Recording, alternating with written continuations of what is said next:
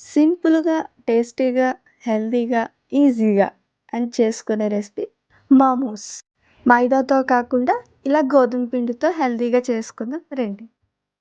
ఒక ప్యాన్‌లో ఆయిల్ వేసుకొని జీలకర్ర, ఉల్లిపాయలు, అలాగే పచ్చిమిరపకాయలు, తర్వాత టమాటీ అవంతా బాగా మగ్గిన తర్వాత ఉప్పు, కారం, జీలకర్ర పొడి, ధనియాల పొడి, అల్లం వెల్లుల్లి పేస్ట్ వేసుకొని తర్వాత తురుముకున్న మన పన్నీర్‌ని వేసుకొని బాగా కలుపుకోండి.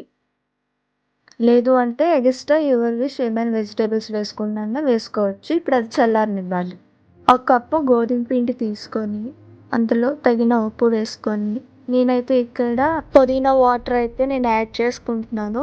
మంచి ఫ్లేవర్ వస్తది అండ్ హెల్త్‌కి గూడా మంచిది. సో, అందుకని నేను పుదీనా వాటర్‌నైతే యాడ్ చేసుకుంటున్నాను. పిండి కొంచెం సాఫ్ట్‌గా ఉండేలాగా చూసుకోండి. అంటే గ్లాస్‌తో అయినా సరే చిన్న షేప్స్‌ని మీరు తీసుకోవచ్చు. అలాగే ఇప్పుడు మీకు నచ్చిన షేప్‌ని మోమోస్ ఏ విధంగా అయితే మీకు నచ్చుద్దో ఆ విధంగా మీరు మోమోస్ అయితే చేసుకోవచ్చు.